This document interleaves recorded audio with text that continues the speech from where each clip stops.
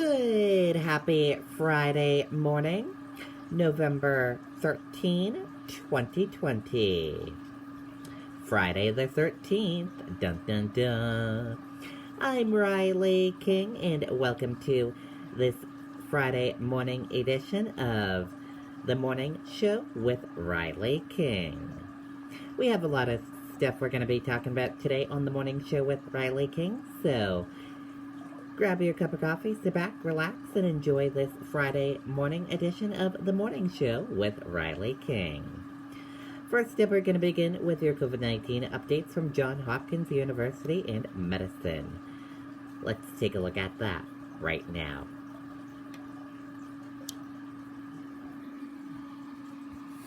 And here is a look at that information for all of you right now from Johns Hopkins University and Medicine COVID-19 dashboard. Your global cases are 52,850,543.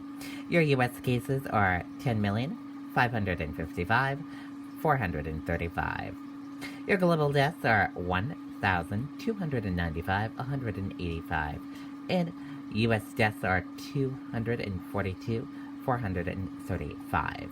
That is a look at your COVID-19 dashboard from Johns Hopkins University and Medicine. And now let's get to the news. First up, new crackdowns are being issued across the U.S. as COVID cases and hospitalizations soar. Let's take a listen to that video from ABC News.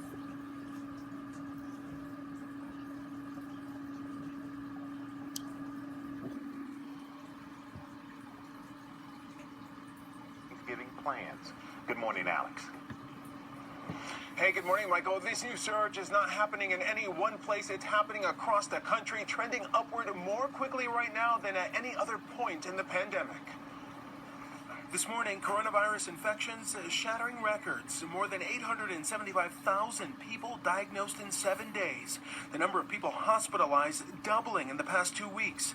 In Illinois, cases skyrocketing. Chicago Mayor Lori Lightfoot putting new restrictions in place. You must cancel the normal Thanksgiving plans, particularly if they include guests that do not live in your immediate household. But a new Gallup poll shows less than half of Americans say they'd stay home for another lockdown.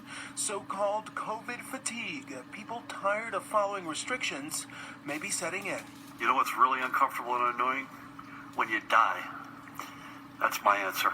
And this is not a forever and for always. At least 500 high school students in one Georgia county quarantining after attending 2 super spreader Halloween parties. Thinking more dangerous to be a teacher, to be a parent, to put your kids in situations where they can be with other children that may or may not have this. In Tipton County, Tennessee, dozens of students and staff testing positive. Some educators here fearing parts of this community might be in denial. It's difficult for me to tell students to wear a mask when they go home and their parents say, wearing a mask is anti-American. But this morning, new hope for patients. Eli Lilly's FDA-authorized antibody treatment called bamlanivimab. It uses synthetically made antibodies to help fight the virus, and it's the first ever developed specifically to battle COVID. At Clark Memorial Hospital in Indiana, healthcare workers have just started using it to help patients. This is a treatment that can keep them from becoming sick enough to be in the hospital. Only certain patients are eligible, at least 12 years old, with mild to moderate symptoms and pre-existing complicating conditions that could make it likely for the person to develop severe illness.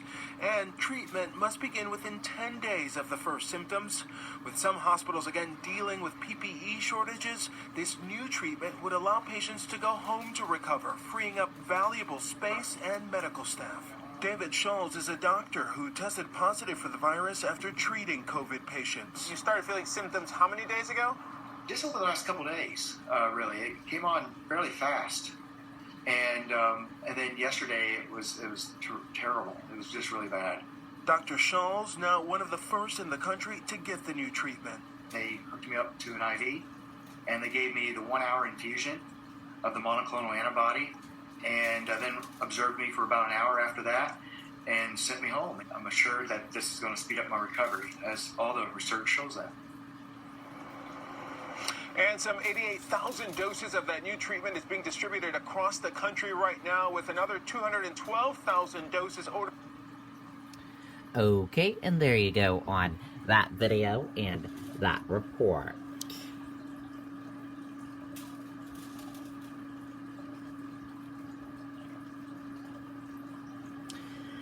Now let's take a listen to this interview on ABC News, Good Morning America. Co-chair of Biden's task force speaks out on the president-elect's plan for fighting the COVID crisis. Let's take a listen to that video right now.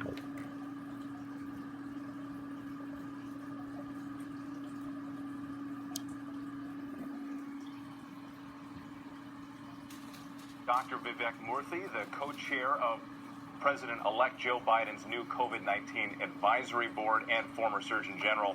Dr. Murthy, thank you so much for your time this morning. President-elect Biden has predicted a dark winter ahead. How specifically will his coronavirus plan be different than the Trump administration's? And what are you able to do right now before he's inaugurated on January 20th? Well, thank you so much. It's really great to be with you this morning. We find ourselves at a grim mark in this pandemic. We're seeing cases skyrocket, over 160,000 cases yesterday, which is the most we've ever seen. We're seeing hospitals fill up. We're seeing the death toll continue to rise. And, what's really important here, I think, is just to recognize what the cost of this pandemic is, because it is the lives that are lost, but it's also the many people who are struggling with lingering symptoms, those who've been hospitalized. It's jobs loss and economic pain. It's kids who can't go to school, and it's people who are not able to go home for Thanksgiving. This is a difficult moment. But I also want to point out that the mental health impact of this pandemic has been profound too, that more people are experiencing anxiety and depression and loneliness, and this is really taking a toll. So we find ourselves at a point where many people recognize things are bad, but they're fatigued. And part of what President-elect Biden has spoken about is the need for us to really lead this response with science, to communicate clearly with people about where we are, including when things aren't going well, and to really be precise in how we deliver the kind of interventions that are needed. But Doctor, forgive me, specifically, what is Biden's plan? How is it different than what we're seeing from the Trump administration? Well, here's what you'll see with President-elect Biden's plan. There's going to be a focus on, number one, stopping the spread, on ensuring that we can reopen safely, and on also making sure that we are focusing on the hardest hit populations. Now, how do you do that? Well, number one, you focus on expanding testing capacity. We have struggled still to this point, even though we've made some progress in the last 8 months. We still don't have adequate testing so that anyone who wants a test can get one and get results quickly. We still don't have enough testing to be able to do surveillance testing in universities, in workplaces, and at other places that are higher risk, like prisons and nursing homes. So that is an area where you'll see President-elect Biden really focus on expanding capacity. Doctor, but you'll also see him utilize... Forgive me, I need to move on again to another question here. One of the other members of your advisory board, Dr. Michael Osterholm, floated the idea of a 4 to 6 week lockdown to get the spread of the virus under control. Is this the view of the incoming Biden administration? Should Americans anticipate more lockdowns? Well, I don't think this is a lockdown or not locking down. I think that's how we thought about this in the spring. But I think we've learned a lot since then about how this virus spreads and what we can do to reduce risk. And right now, the way we should be thinking about this is more like a series of restrictions that we dial up or down depending on how bad spread is taking place in a specific region. In New York City, for example, what you're seeing is them target their interventions down to the zip code. So we're not in a place where we're saying, shut the whole country down. We got to be more targeted. If we don't do that, what you're going to find is that people will become even more fatigued. Schools won't be open to children, and the economy will be hit harder. So we've got to follow science, but we've got to also be more precise than we were in the spring. Dr. Murthy, thank you so much for your time this morning. We appreciate it. Okay, and there you go on that video and that report. Transition turmoil continues, and Trump stays out of the sight while the pandemic hits new highs. Let's take a listen to that video from ABC News.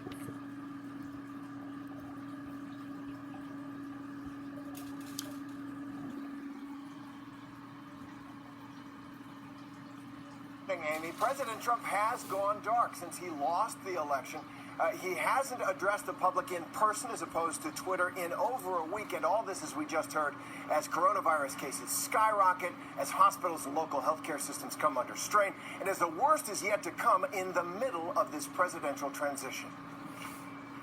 As the coronavirus surges, the country's commander-in-chief has gone silent and gone to ground. Not a single word or tweet about the raging pandemic in the days since he lost his re-election bid, declining to address the alarming rise in COVID cases and still refusing to concede. Instead, President Trump is taking to Twitter to push false allegations about voter fraud, consistently rejected by every court that reviews them. And now the president's own Department of Homeland Security has released a statement calling last week's election the most secure in American history, saying there is no evidence that any voting system was in any way compromised. A source tells ABC News the nation's top cybersecurity official, who has publicly debunked claims of voter fraud, contradicting the president, now expects to be fired. I'm confident that American voters are going to decide the 2020 election. Most congressional Republicans still won't acknowledge Joe Biden's victory, and former President Obama is slamming them for falling in line with Trump. It is one more step in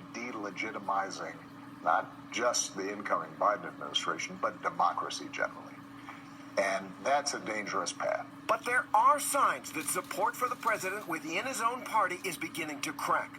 At least 10 Republican senators, including one of the president's top allies, Lindsey Graham, are now calling on the Trump administration to stop blockading the transition and allow Joe Biden to receive the classified daily intelligence briefings every president-elect receives. I think at this point, just as a matter of protecting our nation's interests. Senator Marco Rubio saying in a statement, when it comes to national security, we should do everything possible to ensure that the next president is fully prepared, warning our adversaries aren't going to wait for you to catch up to take action.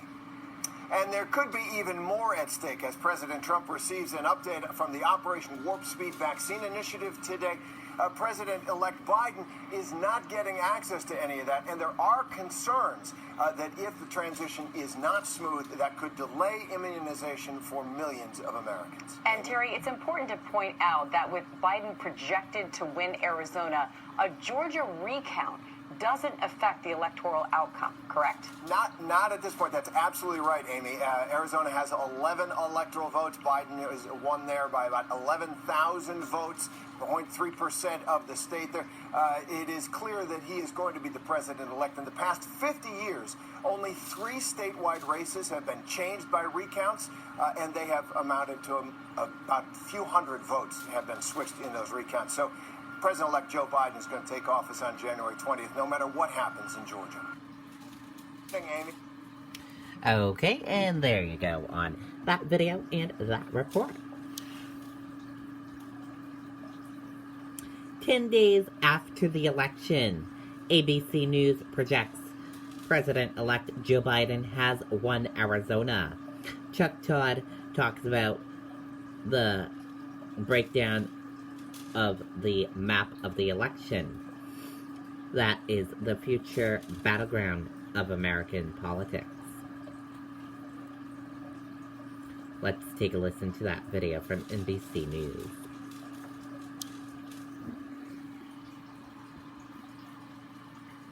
All right, Kristen Welker in Wilmington, Delaware. Kristen, thanks so much. Let's dive a little deeper with NBC's Chuck Todd. He, of course, is moderator of Meet the Press. Chuck, good morning. Good to see you. So, finally, after what it's been 10 days or so, NBC News has called Arizona for Joe Biden, bumping him to 290 electoral votes.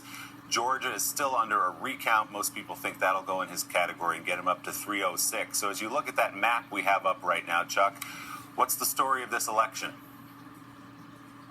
Well, look, I think this is the first, this is a picture of your first battleground map of where we're headed over the next couple of election cycles. And, you know, we had the Rust Belt versus the Sun Belt and what was going to decide this election. And right now it's pretty clear, while technically technically Joe Biden could still win this without winning those Sun Belt states. You see, that is the future battleground of American politics, Georgia and Arizona. And in fact, what's interesting, the three closest states 4 years ago were Wisconsin, Michigan, and Pennsylvania. The three closest states this time are Arizona, Georgia, and Pennsylvania, right? You throw those in there and actually, So I think when you look at that in the future, we'll probably see that the decisive 270 electoral votes are now going to come from the Sun Belt. It didn't this time, but you see what our future holds. Yeah, Democrats will have their eyes on Texas down the road as well, coming closer than they have in years. Chuck, so the Department of Homeland Security just came out with a statement yesterday calling this the most secure election in American history. The president and his team continue to fight in court without much success. He's tweeting out conspiracy theories yesterday. What does he have to hang on to at this point? Do you see anything getting traction for him as he fights what is the inevitable, that Joe Biden is president-elect? Right now, there is nothing tangible that he has. There's nothing tangible that his campaign or legal team has put forward. All he has left are some sort of technical asks he can make because the margins are close enough. So he can get a recount in Georgia. He can get a recount in Wisconsin. He can likely get a recount in Arizona. He can do those things, but the problem he's got is one of the states he has to find a way to win in this is Pennsylvania, and that's where he's got the largest deficit of what he's trying to overcome, number one. And number two, there's just no there. I mean, when his own Homeland Security Department rebukes these conspiracy theories as thoroughly as they did yesterday and as forcefully as they did, I think it's pretty clear that the president himself, they've yet to produce an ounce of evidence to support any of their baseless claims. Okay, and there you go on that video and that report.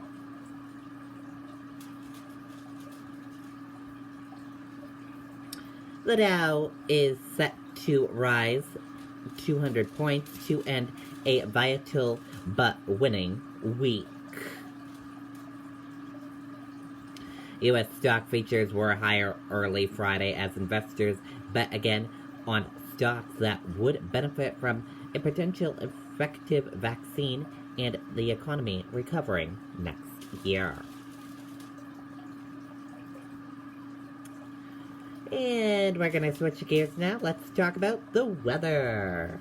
Rescue crews are searching for more victims this morning after deadly flash flooding across North Carolina. At least 2 people are missing and 4 have been killed. Let's take a listen to that video from NBC News.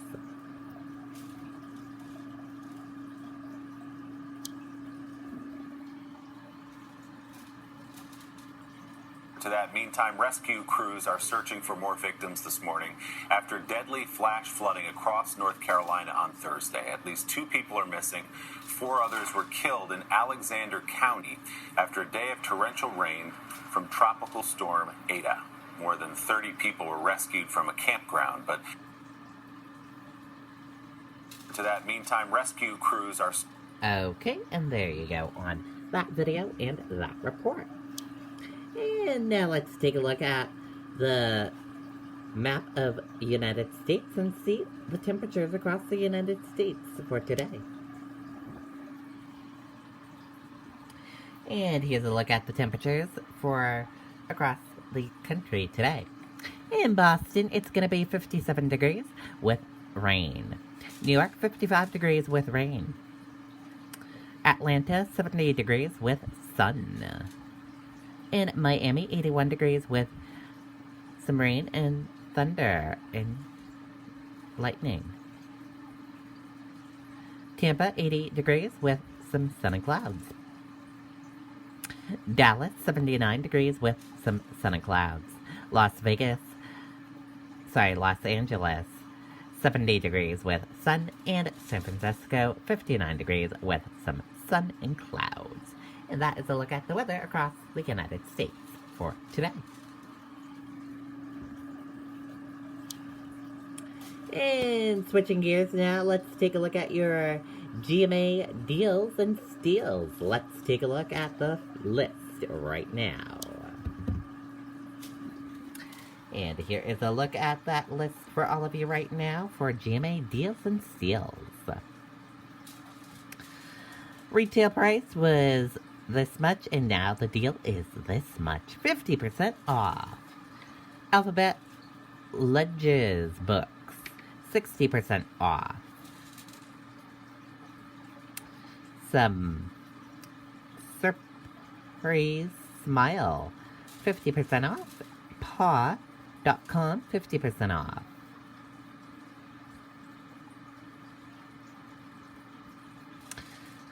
Lil Dahama, original price $94, now $38, 59% off. Holiday gifts that get it right, 50% off. The new deals.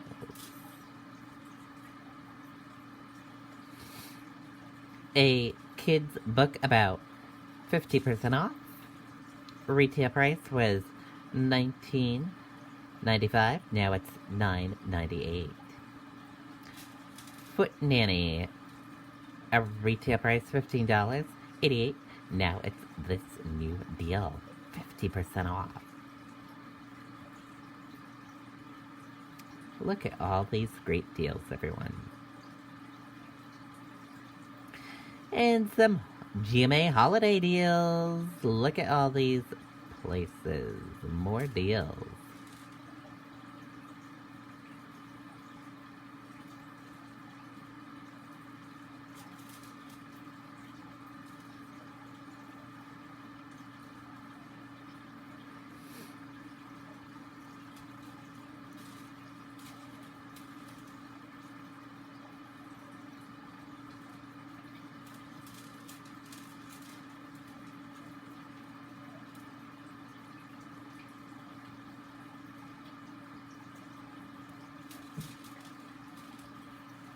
Look at all these great deals. Deals, deals, deals. And some awesome products as well.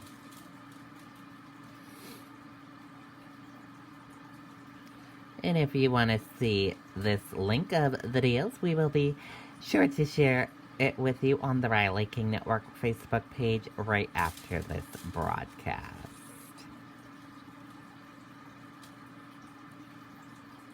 So check out those great deals. After the broadcast, we'll put it up on the Riley King Network Facebook page for all of you to look at. And switching gears now, let's go into entertainment news. In today's entertainment news, The Weeknd announced to headlining the 2021 Super Bowl halftime show. Who's excited about that? Me. Raise your hand, comment below, and let us know if you're excited about seeing The Weeknd performing for the halftime show Super Bowl. Let's take a listen to this video from Entertainment Tonight. Who do you think delivered the greatest Super Bowl halftime performance of all time? Well, Bruno Mars at Super Bowl 48. Did you say Beyonce or Prince? Oh, okay, I thought that's what you said. Well, here's what we know for sure. In these different and unprecedented times, The Weeknd show will be like no other in Super Bowl history.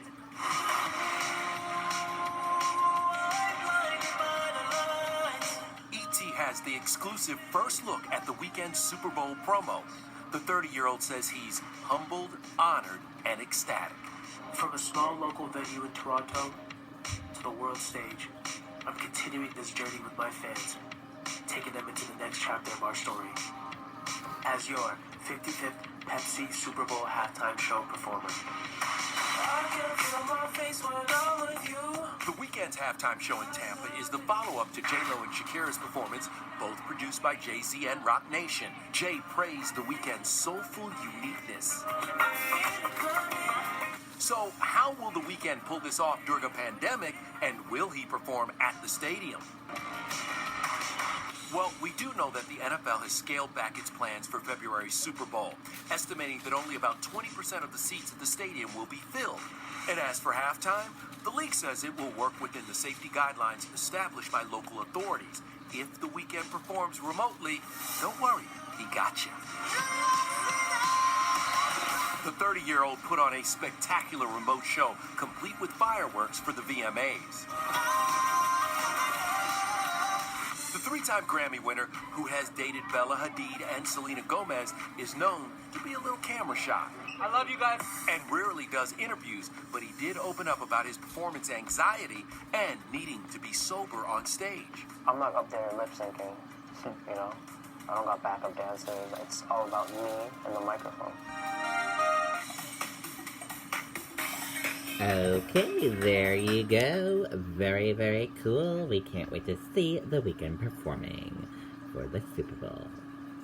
Lamar Odom and Sabrina pair reunite after split. Let's take a listen to that video.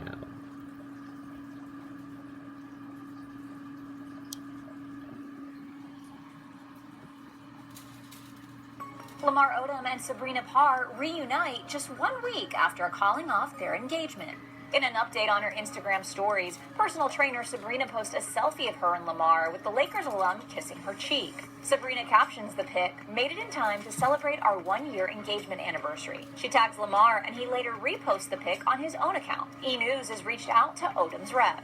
The reunion comes as a surprise since Sabrina made a very public statement the week prior about ending their plans to wed. She said at the time, "I have to be the first to let you guys know that I am no longer engaged to Lamar. This has been a difficult decision for me to make, but it is the best for myself and my children." Lamar has some things that he alone has to work through, she continues, adding that she loves him dearly but is no longer able to be by his side while he seeks the help he so desperately needs. Following their engagement in 2019, a source told E! News that Khloe Kardashian, who was married to the retired NBA player for several years, was pleased for Lamar and his new fiancée. Khloe wants Lamar to be happy, the insider said. She's happy for him if he has found happiness again. She wishes him nothing but the best. Okay, and there you go. And now let's take a look at those celebrity birthdays for today. Let's see which celebrities are celebrating a birthday today. And happy birthday to all of these celebrities. We hope they have a wonderful birthday and a wonderful day. Jimmy Kimmel, 53. 24K Golden, 20. Julia Michaels, 27. Matt Bennett, 29. Whoopi Goldberg, 65. Happy birthday to all of these celebrities. We hope they have a wonderful birthday and a wonderful day. And that is it for this Friday morning edition of The Morning Show with Riley King. Thank you for watching this Friday morning edition of The Morning Show with Riley King. Have a great rest of your day. See you back here next time for another edition of The Morning Show with Riley King. Bye, everyone.